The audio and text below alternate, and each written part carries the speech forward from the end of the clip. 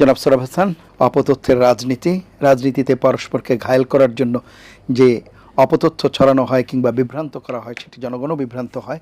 সেই বিষয়গুলো নিয়ে আপনার বক্তব্য শুনছিলেন দুজন আলোচকের বক্তব্য। আসলে আমরা যে 300 না, এখন 350 আসনের জাতীয় সংসদে যে ধরনের বক্তব্য বিবৃতি শুনি, তার একটা মিনি সংস্করণ আমরা এটিএন বাংলার সংলাপেও আমরা দেখলাম। বিষয়টি হচ্ছে এখানে বাদানুবাদের বিষয় না, এখানে তর্ক বিতর্ক তো থাকবেই, কিন্তু অপতথ্য হচ্ছে মিথ্যা প্রচার, বিদ্বেষ প্রচার, যেটি ঘটেনি সেটি ঘটানোর একটা চেষ্টা, বা ঘটেছে বলে মানুষকে খেপিয়ে দেওয়া অথবা মানুষকে হয়তো উত্তেজিত করা।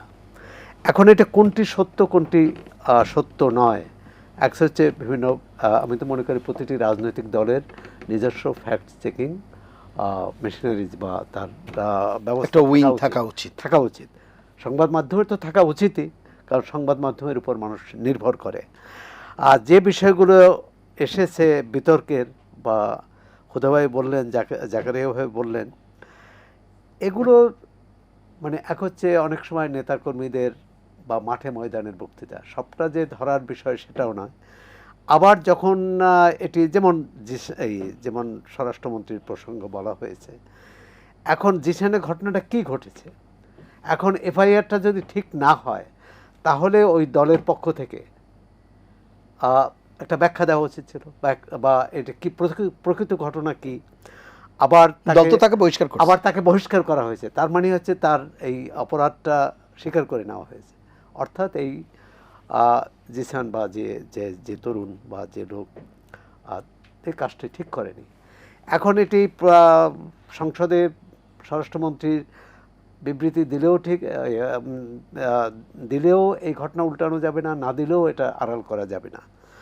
আর দ্বিতীয় হচ্ছে যে একজন যেটি আলোচিত হয়নি, একজন সংসদ সদস্য, তিনি জামাত ইসলামীর, তিনি যেটি বলেছেন, এটা তার বক্তব্য শুনে তো খুবই একেবারে চাঞ্চল্যকর বক্তব্য। সেটা হচ্ছে তিনি বলেছেন তার পরিবারে 45 জন না আরও বেশি মুক্তিযোদ্ধা সদস্য মুক্তিযোদ্ধা।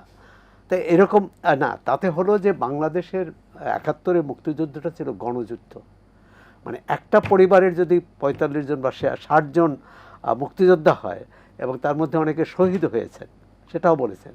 তার বাবা মুক্তিযোদ্ধা আর কথা বলেছেন, চাচারা মুক্তিযোদ্ধা, দাদারা মুক্তিযোদ্ধা, এটা তো খুবই গৌরবের বিষয়। আমি তো মনে করি যে তার এই স্বীকারোক্তি খুবই মানে আনন্দের, এবং খুবই দেশের বক্তব্যে কিছু অসঙ্গতি পাওয়া গেছে, কিন্তু পরবর্তীকালে যে বক্তব্যে যে অসঙ্গতিটা, সেটা বললেন যে তার বাবা মুক্তিযুদ্ধে শহীদ হয়েছেন, এবং পরে তার যে জীবন বৃত্তান্ত আমরা সামাজিক যোগাযোগ মাধ্যমে বা বিভিন্ন জানছি যে তার জন্ম তারিখ হচ্ছে এই হলফনামা অনুযায়ী 81 সালে। 81 সালে যার জন্ম, তার বাবা কি করে 71-এ শহীদ হন না? আজকে অবশ্য অনেক গণমাধ্যমে এসেছে ওনার বাবা জীবিত। যাই হোক, তাহলে মানে এই যে আবেগের উচ্ছ্বাস বলে ফেলেছেন প্রকাশ করতে যে একটা ভুল তথ্য দিয়ে, এটি হয়তো এটা বলতে চেয়েছেন যে তিনি যে দলই করুন না কেন, তারাও মুক্তিযোদ্ধাকে অনুন করেন, মুক্তিযোদ্ধাকে ধারণ করেন। এটি তাদের দলেও মুক্তিযোদ্ধা আছে, বিএনপিতে যেমন আছে, আওয়ামী লীগে যেমন আছে, জামাত ইসলামে আছে। খুব ভালো কথা। তাহলে তো 71 নিয়ে আলোচনায় আপত্তি কোথায়? 71 নিয়ে আলোচনা করাই উচিত, কারণ মুক্তিযোদ্ধা যদি সব দলেই থাকে, এবং মুক্তিযুদ্ধের মূল কথা ছিল কি? সাম্য, ন্যায় বিচার ও সামাজিক মর্যাদা।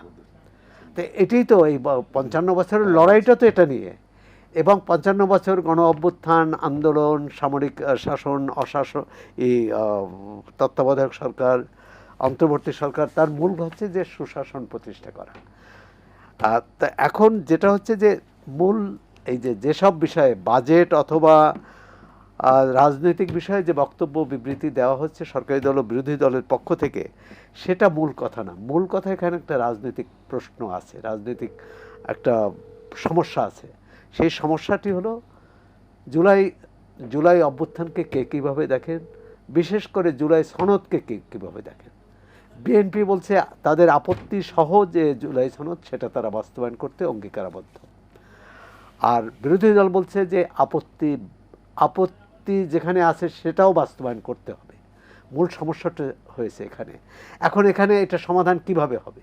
আরেকটি গণভোট হবে, আরেকটি নির্বাচন করে? সেটা না।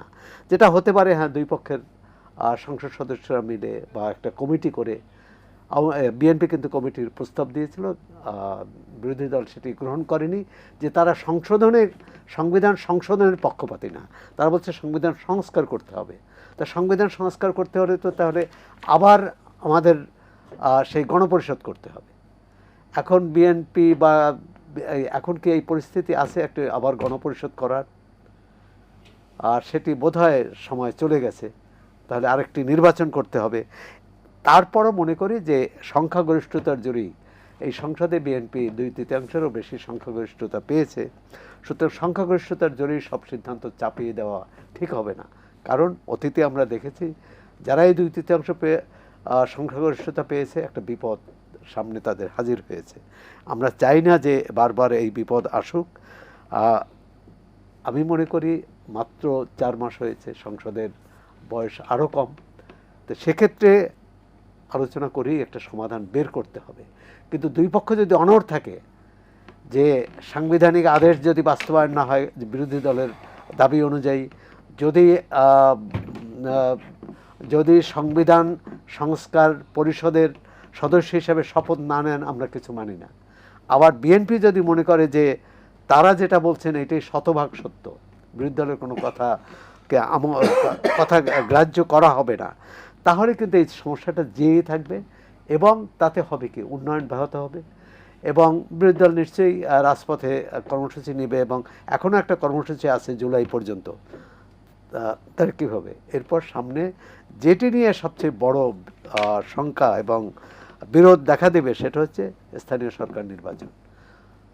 যদিও এটি দলীয় প্রতীক থাকবে না, কিন্তু যার যার মতো মাঠে নামবে। এবং সেখানে বিএনপির কাছ থেকে এটা আশা করব যে ক্ষমতাসীন দল হিসাবে যে স্থানীয় সরকার নির্বাচনে, যেহেতু নির্বাচনটি দলীয় সরকারের অধীনে হচ্ছে, সুতরাং ওই নির্বাচনে কোনো রকম হস্তক্ষেপ না হয়, তাহলে বিরোধী দল কিন্তু বলার সুযোগ পাবে না।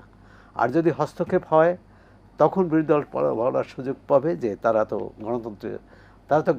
গণতন্ত্রে মুখে গণতন্ত্র বললেও বাস্তবে গণতান্ত্রিক আচরণ করছে না।